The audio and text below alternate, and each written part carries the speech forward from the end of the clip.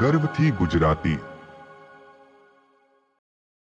દીકરીને ફોન કરતા અરુણાબેન બોલ્યા, બેટા, ઉનાળુ વેકેશન આખું વીતી ગયું, પણ તું તો પિયરને ભૂલી જ ગઈ છે। હવે શિયાળો આવ્યો, ઠંડી પડવા લાગી છે, કમસે કમ અઠવાડિયા માટે તો તારી આ માને મળવા આવી જા। શું હવે તને તારી માં યાદ નથી આવતી? તને મળવાનું મન નથી થતું? અહીં ઘરમાં આખો પરિવાર છે, પણ મારું મન નથી લાગતું। એમની દીકરી ફાલ્ગુની કહે છે, શું મમ્મી તું પણ કેવી વાત કરે છે? ઘરમાં ભાઈ ભાભી છે, બાળકો છે, તોય તારું મન કેમ નથી લાગતું? અને હજુ તો શિયાળો શરૂ થયો છે, અને તને અત્યારથી આટલી બધી ઠંડી કેમ લાગે છે? પહેલા તો ભર શિયાળે તું એમ કહેતી હતી કે મને આ રજાઈમાં ગરમી લાગે છે, અને હવે એ જ રજાઈમાં તને ઠંડી લાગે છે। આવું કેવી રીતે બને? અરુણાબેન કહે છે, બેટા, હવે તો આંખે પણ ઓછું દેખાય છે, માંડ માંડ થોડું ચાલીને આઘી પાછી થાઉં છું। હવે તો મારા પગ પણ કામ નથી કરતા, અને રજાઈ પહેલાના જેમ નથી રહી, જૂની થઈ ગઈ છે।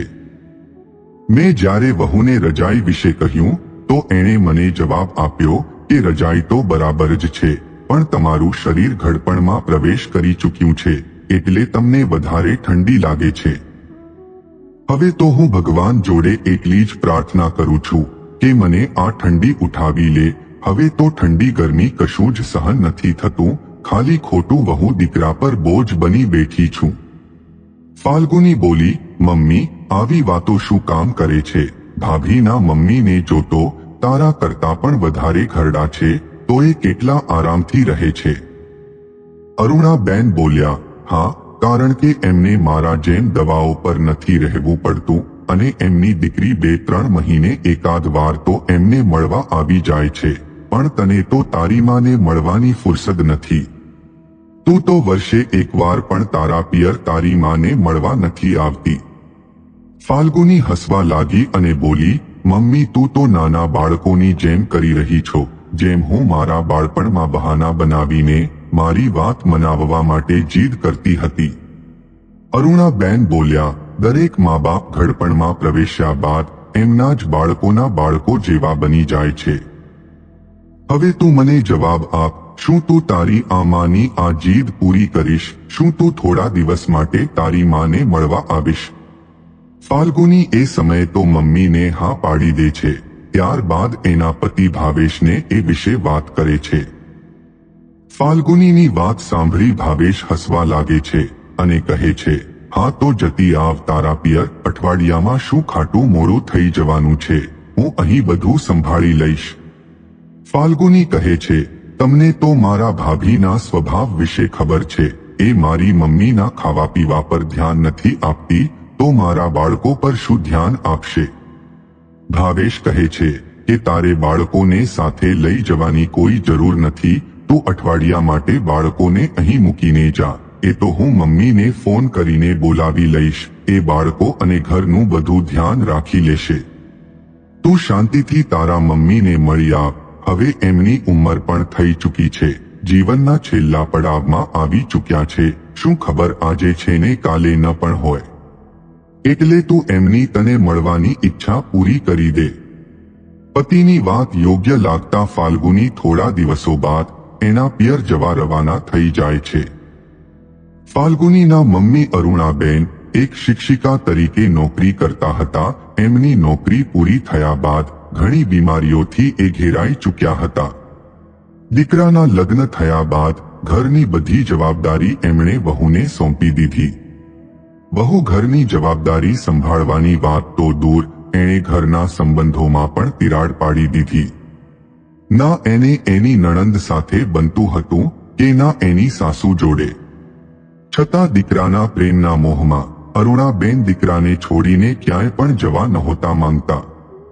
જ્યારે ફાલ્ગુની એના પિયર પહોંચી તો એની ભાભી ધારા ચહેરા પર ખોટું સ્મિત દેખાડી કટાક્ષ કરતા કહે છે, ફાલ્ગુની દીદી, તમે તમારા પતિ અને બાળકોને એકલા મૂકી અહીં કેવી રીતે આવી શક્યા? શું તમને તમારા બાળકો અને પતિની જરાય ચિંતા નથી થતી? એટલો પણ પિયરમાં આવવાનો શું શોખ હોય? કે ત્યાં સાસરીમાં પોતાના ઘરડા સાસુના માથે આખા ઘર, પતિ અને બાળકોની જવાબદારી નાખી આવ્યા. ફાલ્ગુની હસીને જવાબ આપે છે, ભાભી, જ્યાં સુધી મમ્મી છે ત્યાં સુધી તો હું પિયર આવતી જતી રહીશ, પછી ભલે એ તમને ગમે કે ન ગમે.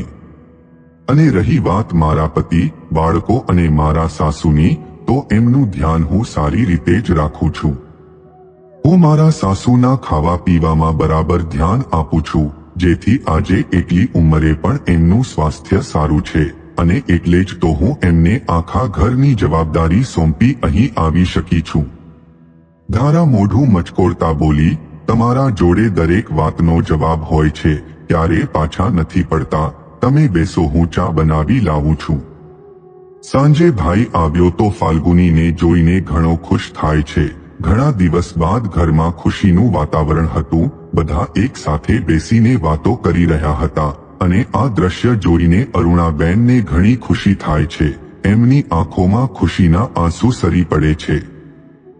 ફાલ્ગુનીની નજર મમ્મી પર પડી તો કહે છે, મમ્મી, અમે બધા અહીં છે, તોય તું રડી રહી છે. અરુણાબેન હળવું સ્મિત આપી બોલ્યા, આ તો ખુશીના આંસુ છે. કેટલા દિવસો બાદ આજે મારો પરિવાર એક સાથે જોવા મળ્યો છે. ધારા રસોઈ ઘરમાંથી આવતા આ વાત સાંભળી ગઈ તો કહેવા લાગી, કેમ મમ્મી, શું અમે લોકો તમારા પરિવારના નથી? શું અમારા હોવાથી તમને ખુશી નથી થતી? ચાલો હવે તમે જમી લો, પછી અમારે બધાને પણ જમવાનું છે. ફાલ્ગુની કહે છે, ભાભી, મમ્મીનો કહેવાનો મતલબ એ નહોતો. આજે ઘણા દિવસો બાદ મને અને ભાઈને એક સાથે જોઈને મમ્મીને સારું લાગ્યું. તમે જમવાની થાળી લઈ આવો, મમ્મીને હું ખવડાવી દઉં છું. ધારા રસોઈમાંથી થાળીમાં ભાત લઈને આવી અને ફાલ્ગુનીના હાથમાં થાળી આપી દીધી. ફાલ્ગુની થાળીમાં ભાત જોઈને કહે છે, અરે ભાભી, આ તમે શું કર્યું? આ રાતના ભોજનમાં મમ્મીને ભાત કેમ આપો છો? તમને ખબર તો છે કે મમ્મીને સુગર છે અને ડોક્ટરે એમને ચોખા ખાવાની સખ્ત મનાઈ કરી છે. ત્યારબાદ ફાલ્ગુની એના મમ્મીને કહે છે કે મમ્મી, હું જ્યારે અહીં હતી ત્યારે તો તમે એકે ટાઈમ ચોખા નહોતા ખાતા, અને અત્યારે રાતના સમયે ભાત ખાવ છો. ભાઈ, તમે પણ મમ્મીને ચોખા ખાવા માટે રોકતા નથી, એટલે જ એમની હાલત કફોડી બની રહી છે. ભાઈ બોલ્યો, હવે હું કામ ધંધો છોડીને આ બધું ધ્યાન આપવા ઘરે રહું કે કોણ શું ખાય છે ને શું નથી ખાતું? અને ધારા, તને ખબર છે કે ડોક્ટરે મમ્મીને આ બધું ખાવાની ના પાડી છે. એમની સુગરની દવાઓ ચાલુ છે, તો તું શું કામ એમને આ બધું આપે છે?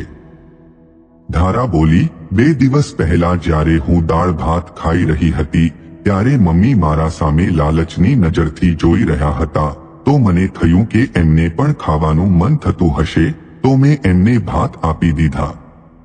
હવે એમને ના ખાવા હોય તો ન ખાય, એમ કહીને ધારાએ ફાલ્ગુનીના હાથમાંથી થાળી લઈ લીધી અને એમાં રોટલી મૂકીને પાછી લઈ આવી. ફાલ્ગુની કઈ બોલે એ પહેલા અરુણાબેન એને રોકતા બોલ્યા, બેટા, વાતને વધારવાનો કોઈ મતલબ નથી. તું તો કાલે જતી રહીશ, પછી મારે જ આ લોકો સાથે રહેવાનું છે. મેં થોડા ભાત ખાઈ લીધા તો શું વાંધો છે? થોડી વધારે દવા ખાઈ લઈશ. થોડા ચોખા ખાવાથી કશું નથી થઈ જવાનું. ફાલ્ગુની, બેટા, બસ તું મારા જોડે બેસ, મને સારું લાગે છે. ફાલ્ગુની એના મમ્મીને જમાડીને દવાઓ આપે છે. ત્યારબાદ એમને સુવાડીને જ્યારે એમના ઉપર રજાઈ ઓઢાડે છે ત્યારે કહે છે કે મમ્મી, આ રજાઈ તો બહુ પાતળી થઈ ચૂકી છે, આમાં તો તમને ઠંડી લાગશે. અરુણાબેન બોલ્યા, એટલે જ હું તને કહેતી હતી કે મને ઠંડી લાગે છે. આ રજાઈ બહુ જૂની છે, એટલે હવે પાતળી થઈ ગઈ છે. ફાલ્ગુનીને એના ભાભીએ જે રજાઈ ઓઢવા માટે આપી હતી, એણે એ રજાઈ પણ મમ્મીને ઓઢાડીને એમને સુવાડી દીધા. આગલા દિવસે અરુણાબેન એકદમ નિરાંતે ઊંઘી રહ્યા હતા ત્યારે ફાલ્ગુની રસોઈ ઘરમાં એના ભાભી પાસે જાય છે અને કહે છે કે ભાભી, આ તમે મમ્મી જોડે શું કરી રહ્યા છો? મને કહેતા દુઃખ થાય છે કે શું મારી માની જગ્યાએ તમારી માં હોત તો પણ તમે એમના સાથે આવું કરતા? ધારા બોલી, હવે આટલી વહેલી સવારમાં મેં શું કરી નાખ્યું? હજુ તમને અહીં આવે 2 દિવસ નથી થયા અને તમે અહીં પિયરમાં હક જમાવવાનું શરૂ કરી દીધું છે. મને પણ કહેવામાં ઘણું દુઃખ થાય છે, પણ મારું ઘર મને જ સંભાળવા દો. તમે તમારું ઘર સંભાળો. ફાલ્ગુનીનો ભાઈ પત્ની અને બહેન વચ્ચે વાત સાંભળતા ચા લેવા રસોઈ ઘરમાં આવે છે અને કહે છે, ફાલ્ગુની, અત્યારે સવારમાં શું થઈ ગયું? તું તો આવી ત્યારથી તારા ભાભી પાછળ પડી ગઈ છે. ફાલ્ગુની હસતા હસતા કહે છે, ભાઈ, પહેલા તું સાચું જ કહેતો હતો કે મમ્મી તને વધારે પ્રેમ કરે છે અને એટલે જ તો મમ્મી તમારા લોકોની બધી ભૂલો છુપાવી રાખે છે. તકલીફમાં હોવા છતાં પણ એ હંમેશા હસતી રહે છે. ભાઈ ગુસ્સે થતા કહે છે, ફાલ્ગુની, આમ ગોળ ગોળ વાતો ના કર, સીધી મુદ્દા પર આવ અને થયું શું છે એ જણાવ. હું તને જોઈને ખુશ હતો, પણ ગઈકાલથી ઘરમાં કોઈને કોઈ વાત પર ઘરનું વાતાવરણ ખરાબ થઈ રહ્યું છે, જે મને જરાય પસંદ નથી. હું જલ્દી ઘરના કોઈ પણ મામલામાં દખલગીરી નથી કરતો, પણ તું તારી ભાભીને કહે છે તો કંઈક તો બન્યું જ હશે. બોલ, શું વાત છે? ફાલ્ગુની બોલી, ભાઈ, આંખો બંધ કરી લેવાથી ધોળો દિવસ રાતમાં નથી ફેરવાઈ જતો. મમ્મીની આવી હાલત માટે ભાભી એકલા જ જવાબદાર નથી, એટલા જવાબદાર તમે પણ છો. ભાભી, તમે આવું કેવી રીતે કરી શકો છો? મમ્મીને જૂના ધાબળા પર કવર ચઢાવીને આપી દીધો અને કહો છો કે આ રજાઈ છે. એ ઘરડા થઈ ચૂક્યા છે એટલે એમને વધારે ઠંડી લાગે છે. અત્યારે ઠંડી પણ એટલી પડી રહી છે કે જુવાનિયા પણ ધ્રુજી જાય છે. તો વિચારો એમની શું હાલત થતી હશે. એમની ઉંમર 75 ઉપર થઈ ચૂકી છે અને તમે એમને જૂનો ધાબળો આપીને રજાઈનું નામ આપો છો. ભાભી, શું તમે આવી ડિસેમ્બરની ઠંડીમાં પણ તમારા મમ્મીને જૂના ધાબળા પર કવર ચઢાવીને ઓઢવા માટે આપી દો? ફાલ્ગુનીનો ભાઈ આશ્ચર્ય સાથે ધારા સામે જુએ છે તો ધારા કહે છે કે હું શું કરતી? મારો દીકરો અલગ ઊંઘે છે અને એને પણ ઠંડી લાગે છે અને મમ્મી તો આ રૂમમાં ઊંઘે છે, તો અહીં તો હવા પણ એટલી નથી આવતી, તો એમને ઠંડી ક્યાંથી વધારે લાગવાની છે? હવે હું મારા દીકરાનું વિચારું કે પછી મારા સાસુનું, જેમનું જીવન પૂરું થવાના આરે છે. એવામાં ધારાનો દીકરો બહાર વાત સાંભળતા ત્યાં આવે છે અને કહે છે કે મમ્મી, તે આવું કેમ કર્યું? દાદીની જૂની રજાઈ મને ઓઢવા આપી દેવી હતી અને મમ્મી, તને ખબર છે કે હું તો રજાઈ ઓઢીને પણ પંખો ચાલુ કરીને સૂવું છું. મને તો હલકો પાતળો ધાબળો આપી દીધો હોત તો પણ ચાલી જાય, પણ તારે દાદી જોડે આવું ન કરવું જોઈએ. તમે એકવાર વિચારી જુઓ કે કાલે ઉઠીને કદાચ હું તમારા સાથે આવો વ્યવહાર કરીશ તો તમને કેટલું દુઃખ થશે. મમ્મી, મને તારા જોડે આવી અપેક્ષા નહોતી.